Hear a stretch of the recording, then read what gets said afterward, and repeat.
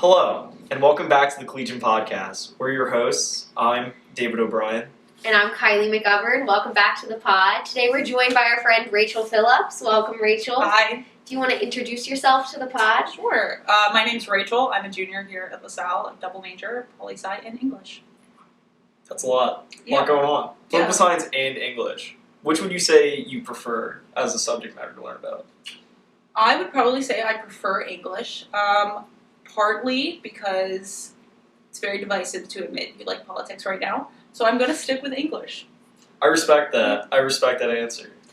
What English classes are you taking this semester? So currently I have a Shakespeare course, a fiction writing course. I think I'm only in 4 classes, so I do 2 English and then 2 poli-sci. Okay. And in the past you've brought up that this semester you're planning to study humor in some aspects of your courses. I have brought that up. That doesn't mean that this will be flooded with jokes. Don't put me on the spot. I wouldn't dream of it. But yeah, so I'm studying English and I really like cultural pieces, anything that's like social commentary, humor being one of them. And I was mentioning this to David. I think the divide between humor on social media versus humor in an atmosphere like this is so different, particularly, again, as David and I were talking about. If any of you out there have been to a comedy club, I cannot recommend them enough. It's just very genuine comedy. It's not centered on memes or hashtags or anything that's been excessively filtered. So yeah, go hit them up. How do you feel about when people use internet slang and internet jokes verbally, in real life? Okay, so to an extent, I like it. Really? Okay, listen though. Listen. Sorry. It's when you can view it 2 ways. Some people think that anytime you siphon in a cultural mention into any sort of writing, you're dating a piece. You know what I mean? Yeah. So if you mention an ad for the Whopper, then suddenly your piece is not transcendent for 20 years. Yeah. I get that. But I also like that we're all connected in the sense that we all know and recognize the Whopper, and we all know and recognize certain memes. Mm-hmm. That's a good... Do I think it's gone too far? 100%. Yeah. The bar for humor is now very low. I just I remember vividly in the spring semester when we were all living dorm life. I remember one time I was in bed. I just heard someone saying this a sound on TikTok that I can't repeat because it was vulgar. Mm-hmm. They just kept saying it, and I kept hearing one person laugh, and it was just I felt so just defeated. I was this is you know the line. It's this is how the world ends, not with a bang, but a TikTok. That's what it felt like. And so now it's I've had moments where we have friends who occasionally just drop a TikTok sound, or they're oh my god, it's just this TikTok, and I'm just sitting there and I'm just well, can't this be real life? But prior to that, it was just television in the same way that people remember the boom roasted era of The Office. Yeah, that was a TikTok meme. Yeah. And it's equally lazy. And it's don't get me wrong, I have moments where I'm you know, I love Borat. I've had moments where I'm the life, and it's kind of funny, but it's I feel that's still more effort than TikTok. It requires, it's how originally you could be oh, well, you know, Shakespeare was for the commoner. And it's yeah, but Shakespeare is still better than 99% of things you're watching on television. And 99% of things on television, actually, I'm going to lower that number. 50% of things on television is better than what you're getting on TikTok jokes. So, I don't know. I feel it's a degradation. Shakespeare's probably not the best example because I feel everything is low-key a ripple effect. Yeah, that's fair. Of Shakespeare, so it would be hard to differentiate what is truly not that and is this. But I get what you're saying. It perpetuates people who are not funny thinking they're funny because everyone laughs, not because it's funny, but because we get it. And that's annoying. And that's the burden. And it's you know, I would say I'm kind of funny. I have moments where I do something funny, but it's there's something that eats at my core when I listen to something so not funny, and then it's regurgitated over and over and over again. Yeah. And I say that to someone who repeats jokes all the time. Yeah. So now, there's definitely a snowball effect. I mean, you weigh in. What do you? Yeah. Do you think it's not funny? I think it's funny when it's not the only part of the joke or whatever you're saying. I think if it's too many times in a situation or a sentence, I say period a lot. But that's different though. But it's not. That's slang. That's transcended the TikTok era. That's saying that's also a catchphrase. I've gone through some embarrassing catchphrases. I still say classic probably every other sentence. Actually, that's an exaggeration, but you get the point. Yeah, but that again, that's not on the tier of But it bad once humor was, I feel or- like. Yeah, but no, I feel like period is different from like if every single time I ran into you and I was like, what's that? Like that's Ooh, different. yeah. Like that's a different joke. I don't know. Well, and that's almost like, that is more cultural too, because that's like a regurgitation of other things that people could recognize. I think when TikTok humor is such a niche, and it's, wait, real quick. Do you say niche or niche? I say niche. I say niche. Niche it is. Okay. You can So, do whatever you I want. think This it's is either for one. free. No. You're not gonna get too bogged much down. hate.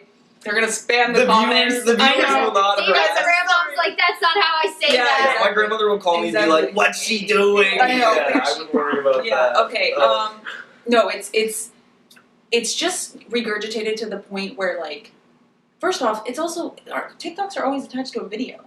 Yeah. Trying to recreate the humor of a video without the video is That's a really good impossible. point. That's a really good Yeah. point. And I'll be frank, I don't care for it. Well, you know what? Yeah. I agree. And that's the firmest stance And I'll that's- take. I don't care for it. I respect That's that. it. Yeah. This is a woman with principles. Yeah, no, that's fair. All right. Well, fair enough. Let's move on. Sure. She's firmly where she is. Yeah, don't care for it. I've been told, my sources have informed me that you do have an internship. I do have an internship. What is it? How So is it? I'm currently working with a publishing house in Michigan. It's a nonprofit. Nonprofit basically just means we're not on anybody's agenda, so you can trust us. You heard that here first.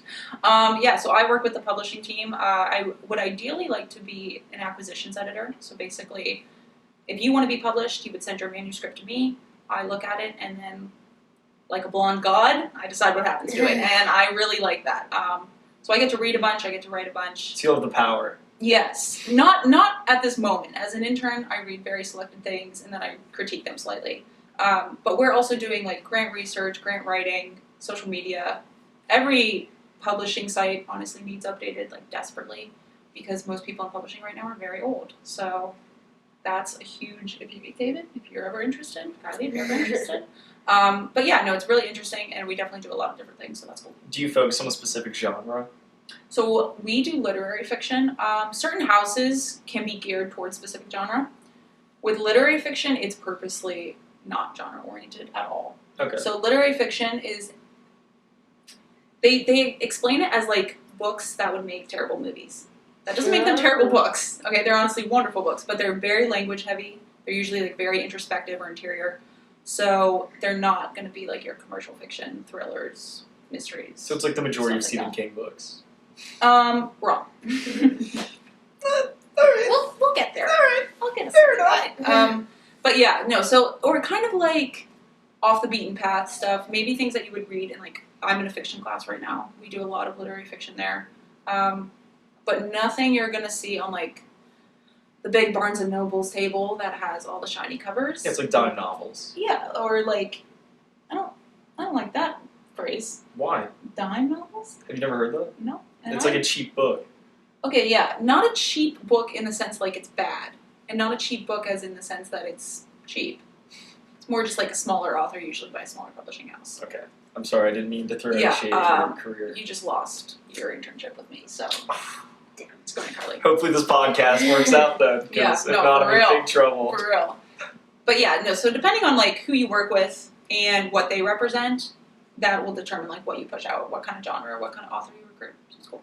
What's your favorite thing that you've read That's Ever? doing this? Oh, No, doing doing this? this internship.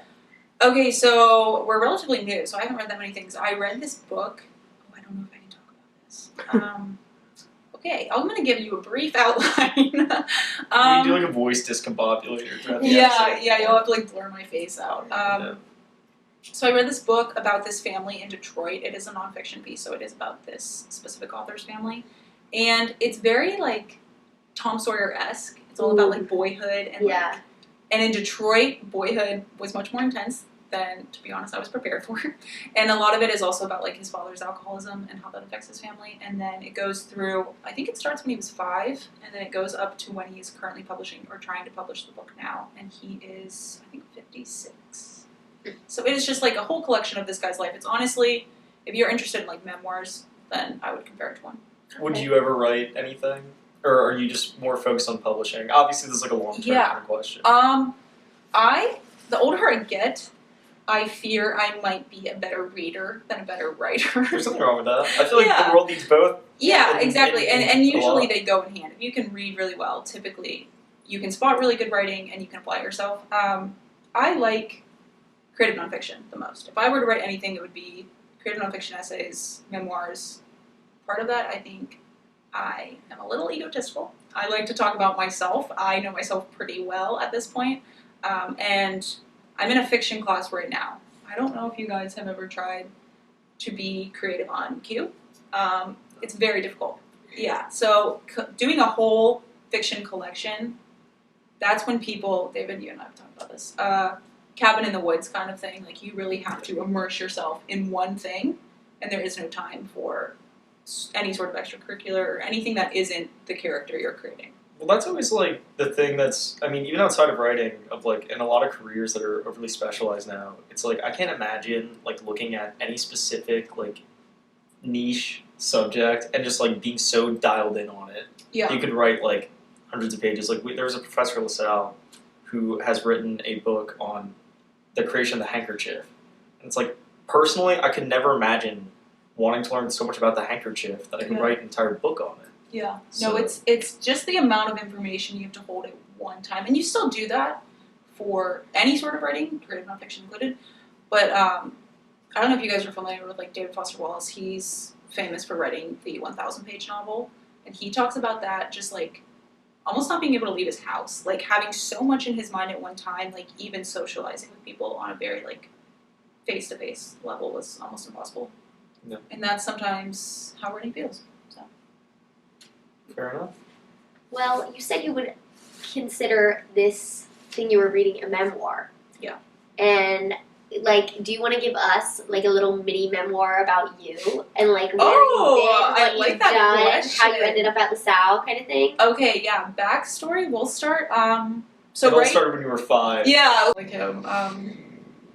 Backstory will start right before my senior year. So right before my senior year, I moved to a tiny, tiny town in West Virginia from Pittsburgh. So my parents' town probably has 12,000 people in it. Wow.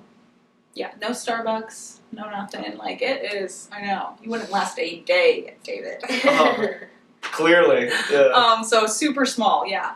So that was the summer right before my senior year. And then I switched, I went from a Catholic private high school with 24 in my class to a public school in West Virginia with, I think I had just under 300 in my grade.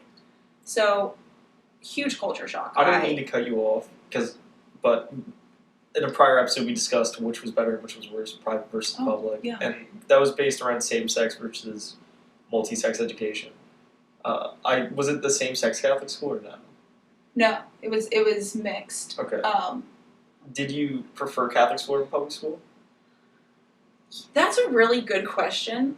They are, in my mind, like, not even comparable. My Catholic school was Catholic, capital C, we'll call it. Very intense. And I only had 4 boys in my class there, so it did feel, honestly, like, very, very feminine. The girls kind of ran that school. But it was so small, and I had been going there since the 2nd grade. It was honestly the equivalent of having, like, 60, 70 sets of parents. Like, everyone was so internet, and, like, you knew each other, and your friends were friends, and your teachers were, like... I can barely handle 2. Yeah, it was, yeah.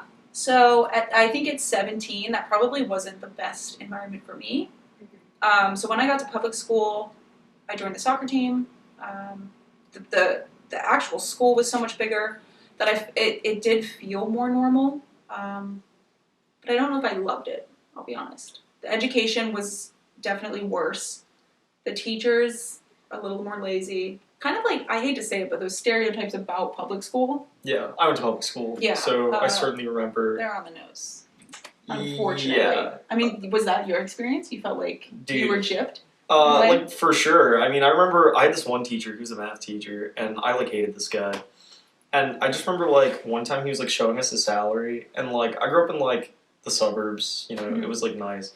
I just remember looking at his salary, and, like, he definitely wasn't supposed to show us, but whatever. Yeah. And I just remember feeling, like, angry. Like, I was like, not only are people's tax dollars going to this man, but, like, he's gotten away with it. Like, he's scammed the system. Yeah. And there's so many moments where it's just, like, I had this one English teacher, and her entire curriculum was just like, on like Monday, Tuesday, Wednesday, she'd give us out worksheets of grammar, and we would just do those all class. Yeah. And then Thursday, Friday, we would just do one exam on a book and one that's a vocabulary test. And it's like, you've just tested out of being a teacher at that point. I would say that English was like the most stark contrast, because I was at college preparatory school for the Catholic school, and they were intense about English, Greek. We took Latin for 6 years. It was very like classical education. And then when I got to the public school in West Virginia, I had a teacher my senior year who we wrote one paper and we were allowed to submit it as many times as we wanted.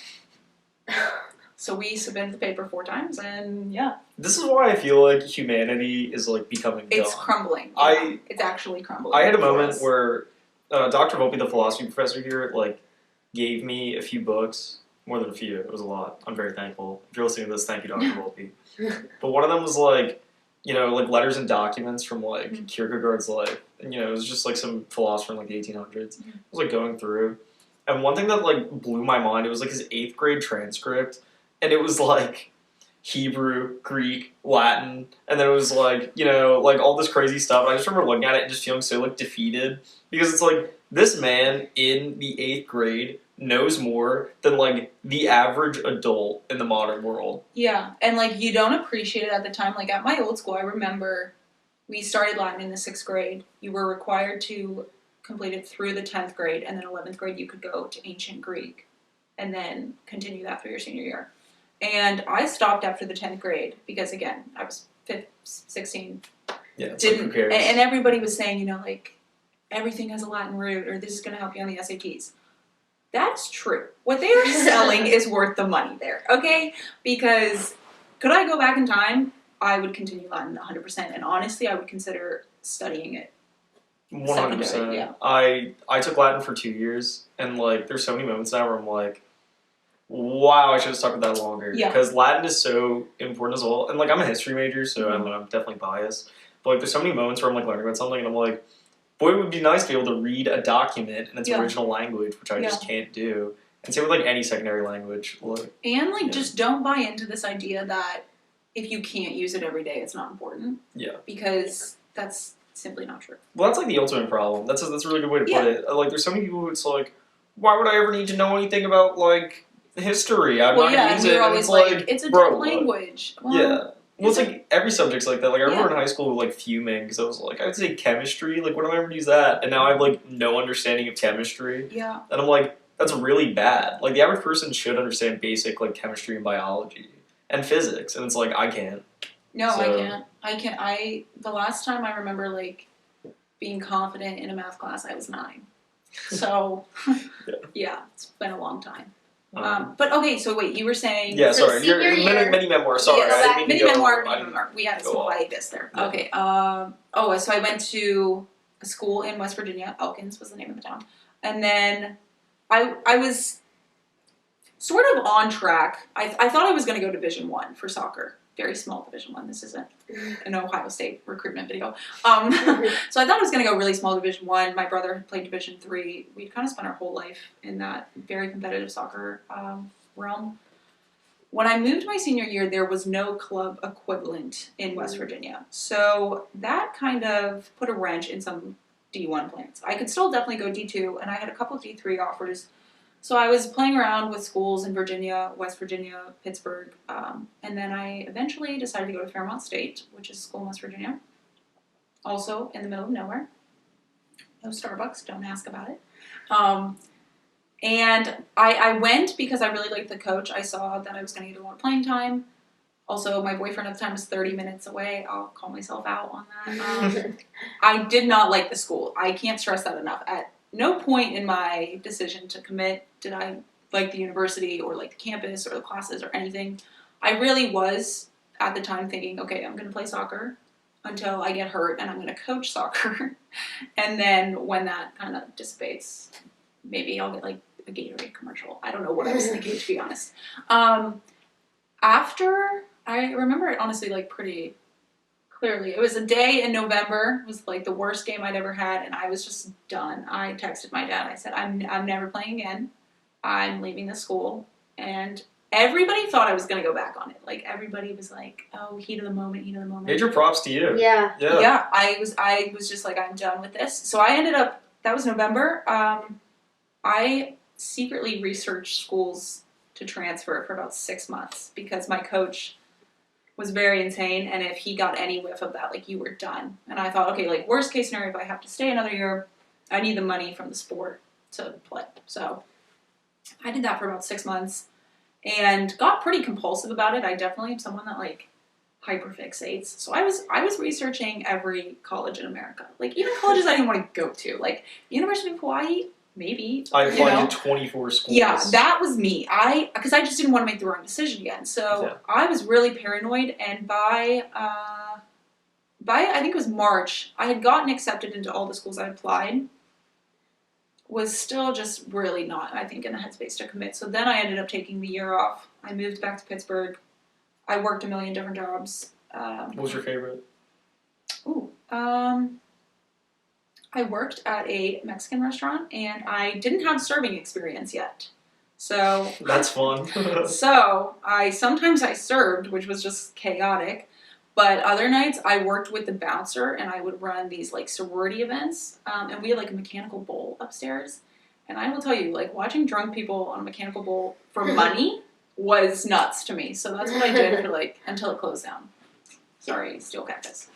But yeah, I did a lot of things. That was probably the best. Any serving job was really fun. Retail is a 2 thumbs down.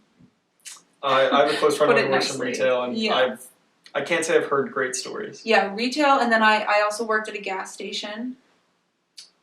Didn't love that. Didn't care for that, we'll say. Didn't care for. We're gonna, like, name this, like, things I don't care for. Yeah, things I don't care for. I mean, it's everything. Yeah. Plot twist. It's a lot of things. And then I also worked at a bakery, which was not ideal either. But yeah, I've done a lot of things. Barista, bartending. At a Starbucks? No, this was... small businesses. Yeah, small little place, but... So that's what I did, and then committed to LaSalle in... When was the pandemic start? 2020? Okay, so 2020. Like, yeah, actually 2 weeks before isolation, quarantine, the whole place shut down. I came out here, I toured. Yeah. What made you commit to LaSalle over all these other ones? I think I was... This doesn't sound good. I was burnt out, honestly. I respect that. I wanted to go to college so bad. At no point in my transfer process did I not think I was coming back to college. I knew I was going to come back. And I think I was just at a point where I was like, I've done everything I can. I've gotten accepted. It's time to pick somewhere. Like, just shut up about it and go to bed. You know what I mean? Yeah. So I've always liked Philly. My sister lived down in the city, so I was familiar with the area. I liked the size of the school. And at this point, I was kind of like, I can't keep working at a gas station. So. Well, we're happy. LaSalle it is. Yeah, LaSalle it is. We're happy you came here. I know, you beat out the gas station, so pat yourself on the back.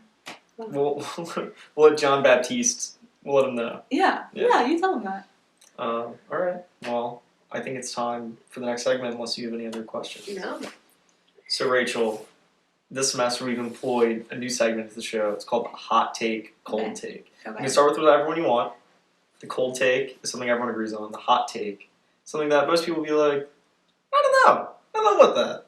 So, why don't you share? Well, can you give me some examples of, like, cold takes that you find? That's good. Like, if you have... Now I'm in the hot seat. Yeah. This is a cold someone take. Who knows how it's to like do. everyone likes pizza. Okay. And it's like if you don't like music, you're weird. Like those are cold takes. Those are really good examples. Okay, so, like, summer is better than winter. We all agree? Yes. I honestly think winter might be better. Yeah, I agree with you there. Okay, so winter's better than summer, and that's a cold take. All right, fair enough. Oh, it's really cold. It's almost as cold as it is outside. Yeah. Negatives. I think winter's definitely... What do you think? I like summer better. What do you think? I like winter. Like, winter fashion is fun. Winter holidays are better. Winter holidays are better. And here's my thing about summer is that there's so many moments in summer where you just can't, like, here's the thing. People in winter whine that you can't do something.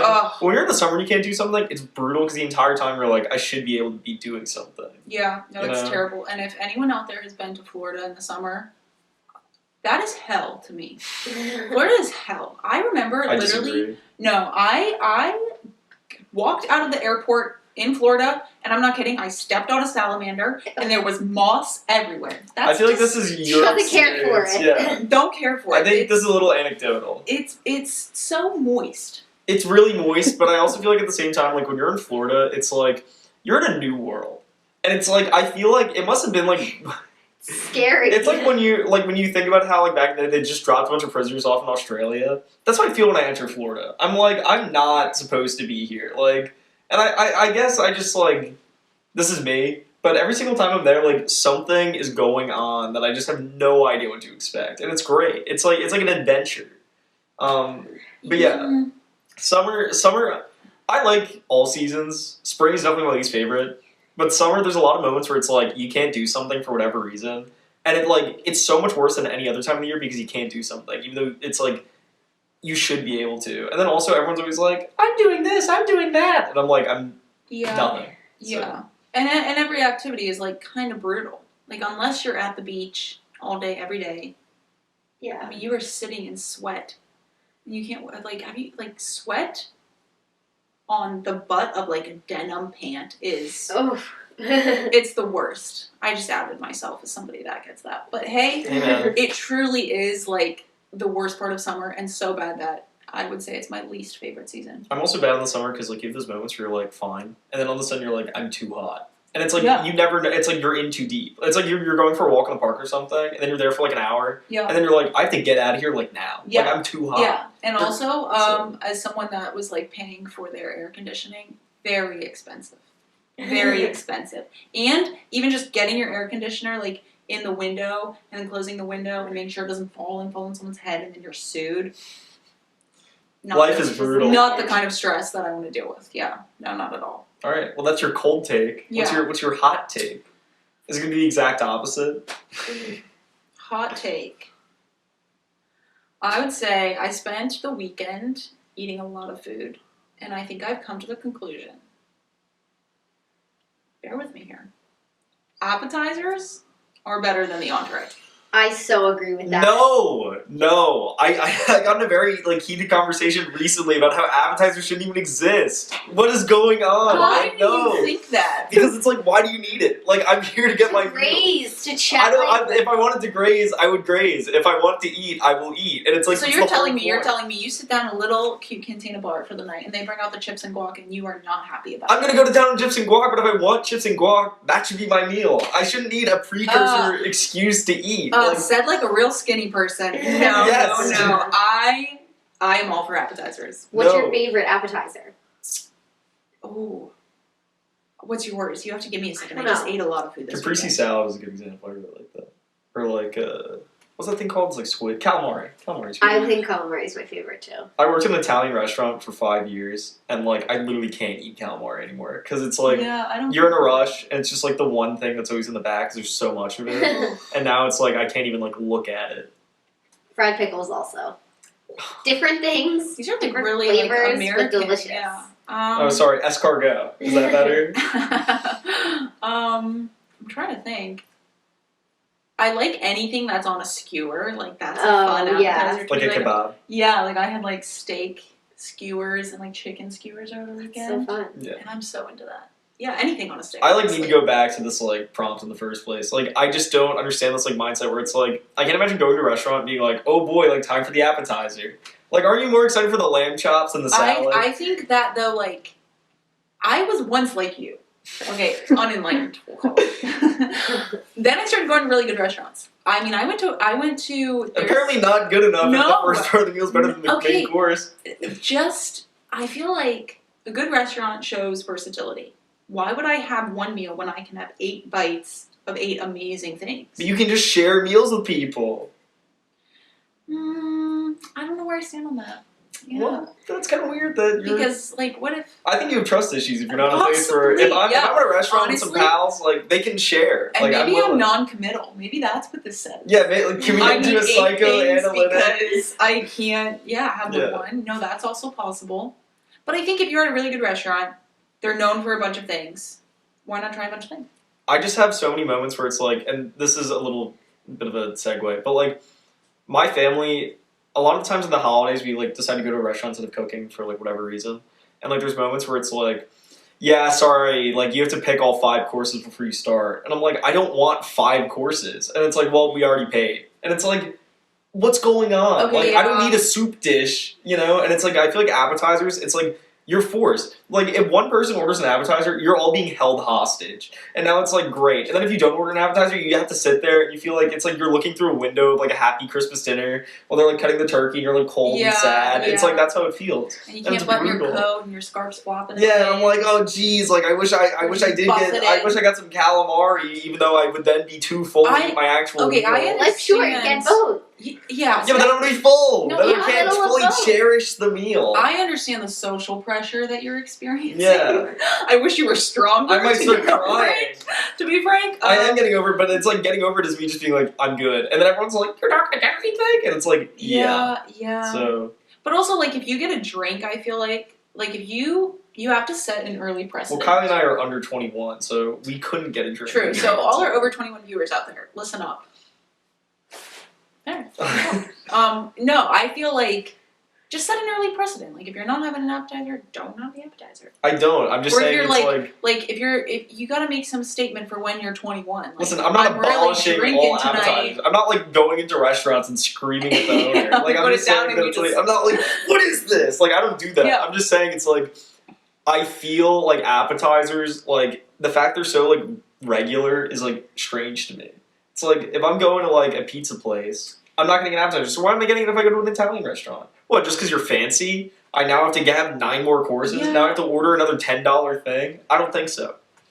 I understand. I do. I see where you're coming from. But I'm also thinking, like, this weekend I had, like, a salmon and trout pate on pumpernickel, toasted pumpernickel. Oh, it sounds delicious. Like, so cozy. We have Rockefeller on the podcast. It was wonderful. Yeah. I really enjoyed it. Yeah. I know, it's honestly hilarious to say pate and I go like this. Like, it makes me feel like, yes.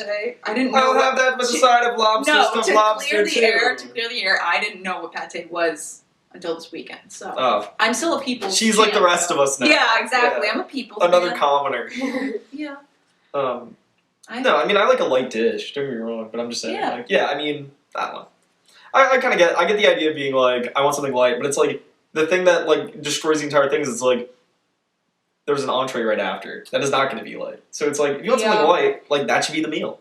And that's why people, like, talk... I know a lot of people who sometimes, they're like, talk about a hot take, they're like, lunch is my favorite meal. Why? Well, it's like dinner, but it's lighter. And it's like, you can just have a light dinner.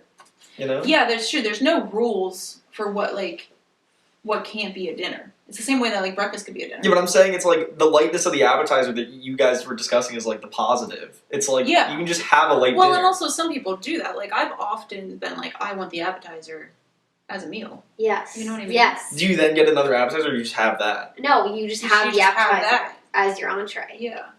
Nah. I think that makes total sense. Because it's like finger I've done it. It's fun, lots of variety. It's fun. I've done it, but now that I'm an adult, and now that I have truly mastered etiquette in all areas. Yeah, I have the college sweatshirt. I'm a college student. Yeah, that's fair. I would never like sit down in a nice restaurant and be like, yeah, can I have the chicken tenders for my main course? And obviously that's like a joke example, but it's like I can't imagine being like, you know, I'll just have the caprese salad for my main. And then the guy's like looking at me. Yeah, but imagine a world in which appetizers didn't exist. Yeah. You would have to like imagine if I had to go to a bar and get a vodka soda because I'm 22. Oh no! Oh no! And then I would have to just be like, yeah, I'll take the steak because you don't have any chips. Oh jeez, not a steak. Bloated nachos is a common hilarious problem to what a horrible world you're imagining. Yeah, I have to what a get dystopia. Steak. Oh my god, maybe you should be a fiction writer. That's one of those teen apocalypse novels right there. Yeah, we're gonna have to unpack that. I guess I just can't relate. I can't imagine going to a restaurant and being not a burger. Yeah, but also, I don't want to live in a world where... They should just cut out the appetizer section and just make that other entrees. That's what I'm saying. I know, but I don't want to live in a world where the person next to me at the bar doesn't want the steak, so they pull out some crusty granola bar from their bag and they're like, this is my appetizer. Yeah, but you're missing... Yeah, well, they shouldn't have an appetizer in the first place. Or this is my light meal. It shouldn't be like, yeah, I'll have the Caesar salad, then I'll have a steak. It's like, I want a Caesar salad. Or, I want a steak. It's like, I want to get both. That's what I'm saying. Or get both is what I'm saying. Exactly. I think your problem isn't appetizers, it's portion sizes. I would agree. And then that's the problem. Being roped into another portion that I don't even want. Yeah. I like a small meal. I'm a believer in the whole thing where it's like you're supposed to have 5 small meals a day. It's like I don't want one giant meal. I'm not a fan of it. I feel like the appetizer's a small meal, and then your meal is another meal. Yeah, I don't want a meal back to back. I wouldn't be like, oh, that was a great breakfast time for lunch. Can like we that doesn't. backtrack for a second? Why are you a 5 meals? It's just like preferable. I don't know. I don't like the feeling. Like sometimes I get bloated. You know, it's like you can be on the run. You got stuff to do. Yeah. I like. I'm a trip grazer. look. I'm a grazer. I like 5 little meals. Because It's like- I'm a firm believer there's only 2 types of people. There's people that do that, Yeah, and there's people that don't. I don't. I'm not a snacker at all. I'm absolutely a snacker. I have 3 meals a day. You will not catch me eating between. My time at home, like the majority of it, outside of like me having like errands to run or like doing something, is like me just like plotting what I'm gonna eat. And it's like, oh, I'll have like a half a sandwich now. Or it's like, then I'll do this, then I'll do that. It's like Yeah. I like it. I like being able to be like somewhat satiated throughout the day. See, I don't like that feeling. I don't like that feeling. You call it somewhat satiated. I call it I'm somewhat hungry. Yeah, but then you're like bloated And- after breakfast, and then you're like, oh, I guess I'll skip lunch. So you get to dinner, and you're like hungry again, and then you're bloated again. No, It's like- that's. I don't know. You can keep saying it's a you problem, but maybe it's a you problem that you can't have 5 meals a day. Maybe that's a you problem. Yeah, but I don't think everybody. I don't. Is everybody bloated after they eat? I'm not saying they're bloated. I'm just like providing an example of like why this could be. 'Cause I- Comment down below how many meals a day you eat. Yeah. This conversation's mom's been gonna going be for like, a long 3. time. Yeah. I'm gonna get emails after this. Gonna be like, "Are you eating enough?" I feel like we've been in the trenches together after this. Yeah, I know. Honestly, but this was good. Yeah. We got a lot out there. Yeah. I feel like there's definitely some responses ready to be put in the comment section about hot take or cold take, or at the very least, like a call from one of our relatives or one of like the 2 listeners, and they'll discuss it with Yeah. us. So, Or if anybody wants to get published, you have an idea? Let's hear it. and there you go. I'm And ready. as always, if there are any of these comments, connections, or questions, you can always email at o'briend10@lasalle.edu or McGovernK8@lasalle.edu. and there you go. Don't email me. I feel like that's the perfect place to end. That's Thank you. Thanks. Bye.